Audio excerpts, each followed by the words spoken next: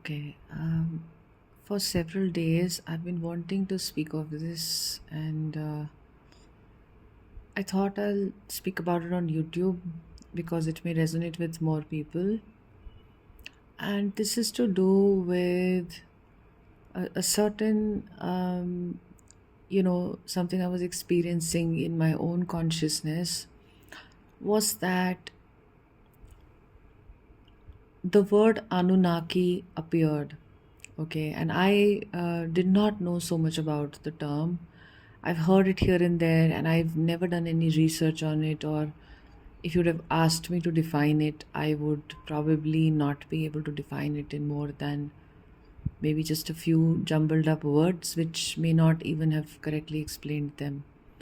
So I did more research, and what I understood was from ancient Gnostic understandings and many other type of understandings of the evolution of human race. So these were beings that sort of enslaved humans.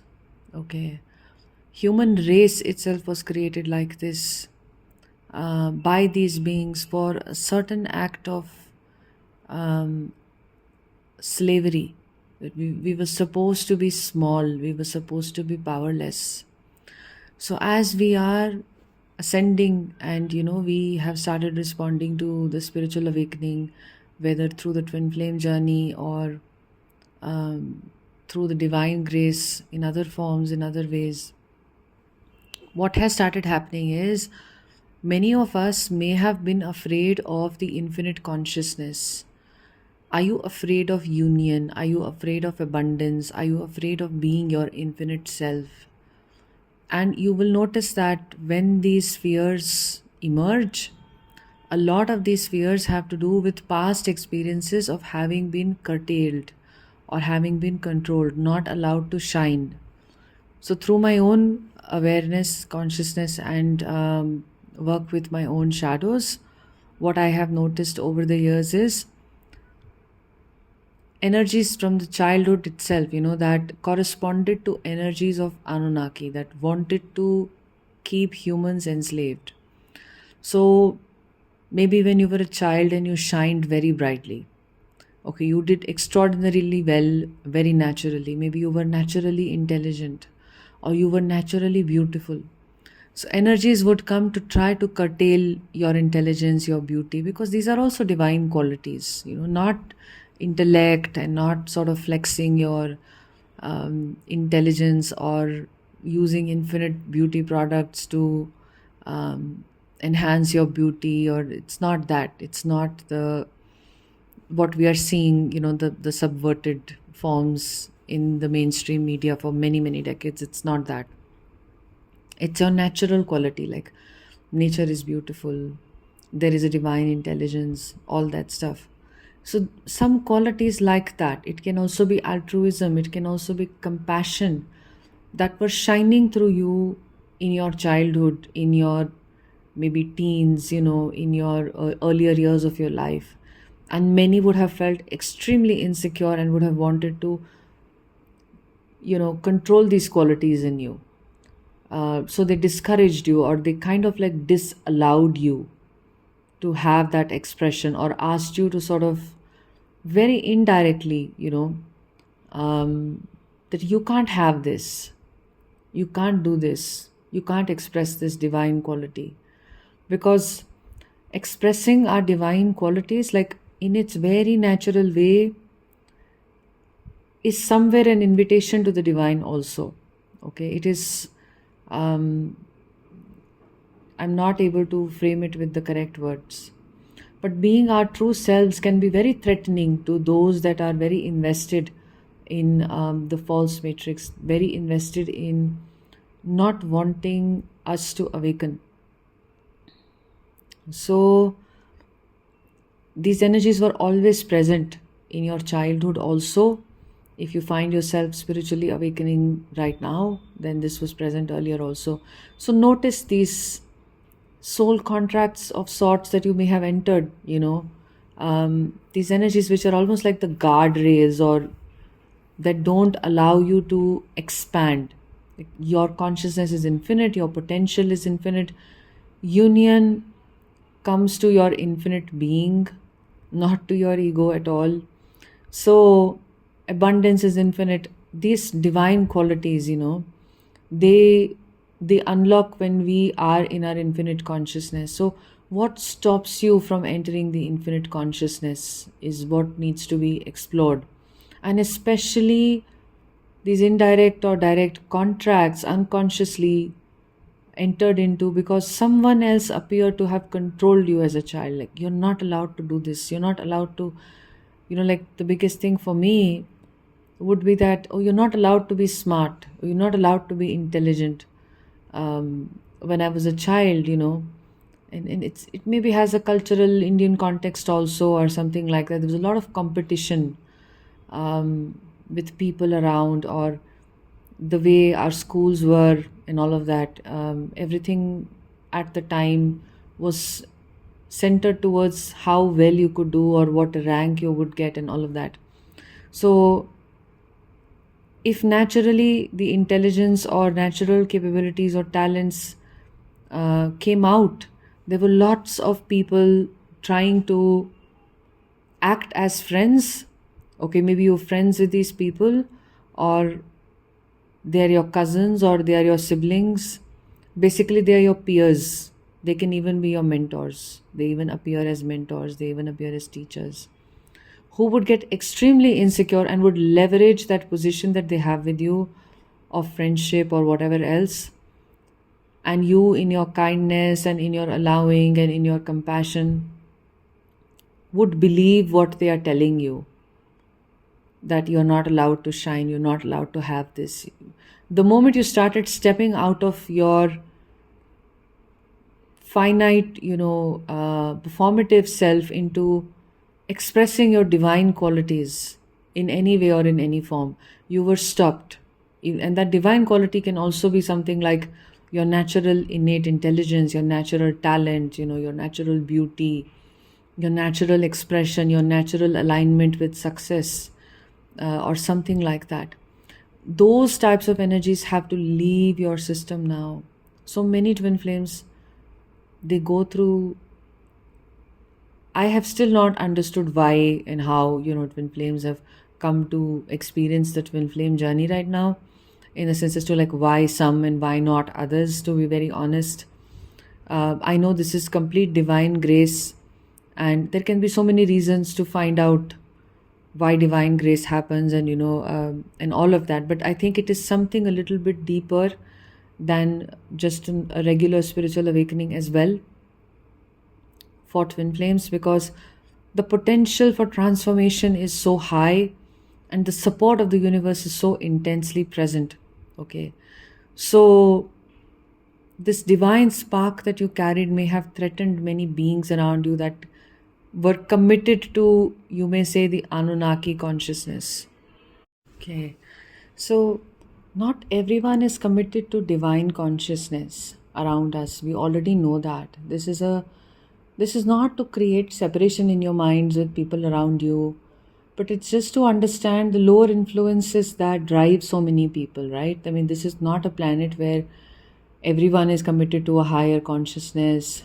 There is a split that is going to happen in the consciousness, in fact, with beings entering the higher consciousness and those who are not going to, who are not yet ready to evolve and may take more lifetimes, perhaps in other places, in other planets, etc., to become ready for ascension. So, this is all divine will. We can't say that this is not divine will or anything. But anyway, I mean, notice this, your own inner fears of expansion, of union, of good things, of abundance, of higher consciousness. Notice these things, don't commit to them. See if there are sources of these present in the past, especially your childhood. If you're very friendly with your subconscious, then the subconscious can reveal to you places where such contracts got formed, where you decided to shrink yourself just to be accepted, because you were afraid of someone overreacting to you shrinking. These can be your friends or people feeling jealous or envious, not being able to curtail their envy and instead trying to control you, the one that threatened them, right? And if you went through some other forms of abuse as a child, right, like sexual abuse or something else, which can be very brutal. So even that has its roots in basically the confinement of the feminine energy. And I'd spoken of this, I think, maybe 2 years ago almost, on my YouTube page itself, about these channeled messages I'd received from the Divine Mother energy, about how such abuse is always about controlling the feminine energy, not allowing the feminine its true expression, right? So sexual abuse makes the feminine energy, it blocks the energy in some way or in some form. It's, after all, the energy of creation, it's the energy of movement, it's the energy of so much else that gets blocked, the energy of authentic expression as well. So very often, when the being is a being of so much light and potential, and I'm not saying this to stroke your ego or anything, it's just a form of realization that this is the case. Many other forces will want to stop that energy, okay, from rising, from expressing itself, because it causes a sort of a ripple effect in the consciousness of so many others, right? So that is why twin flames are not like other beings. They're not like other people. Are you like the people around you? Your friends, your family? No. You'll notice how different you've become over the years since you came on the journey. Because you're awakening, right? And then the path of the one who is awakening is very lonely. And the path of the one who, it's not supposed to be that you will find resonance with others or you need to seek validation from others. It's not going to come.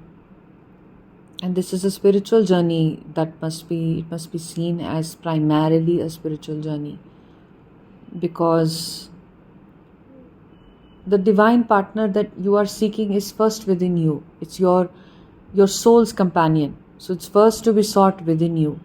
The way we access our soul is within us. So the way we access our twin is also within us. The pathway is to go within, right? So this is what I wanted to share, that if you feel you have been curtailed by these forces in the past, look at these wounds, work on these wounds,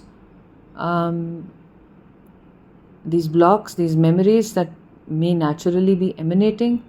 And right now we have a lot of energetic support to release these energies. And just notice how fear-based consciousness or energies that operated in, an abusive dynamic may have tried to stop you from your full potential, right? And now you're being called to release their impact and to take your energy back, to take your power back, to shine very brightly the way you are, rather than the way how you became afraid of being who you are. That is not required anymore, right? So many contracts and behaviors of self-sacrifice, of not prioritizing yourself, feeling apologetic for desiring or for wanting something or for just simply existing as you, making the simple process of existence so complicated because of some childhood patterns and experiences. All of those are now coming to be unraveled, to be released, so that the simplicity of existence can once again shine through you, right, in its infinite consciousness. And this is a process, so don't be impatient with this process. Don't try to do too many things, but just awareness is your key here. Awareness and questioning whatever appears inside of you. We don't have to believe any conclusions. Sometimes we believe things about the twin flame journey or something else. You don't have to believe these things. Question everything and find your own truth also. Okay? Let me know how this resonates. If you wish to work one-on-one with me, click on the first link to see the sessions that I offer. We go very deep in these sessions. We do some deep healing work. We move through many blocks in the subconscious, through the shadows, and I also channel your guides in these sessions. So you can email me to book a session after you've seen the types of sessions that I'm offering. And you can also subscribe to my Patreon page where videos go very deep, which is the second link in the description. I'm sharing and sending you a lot of love.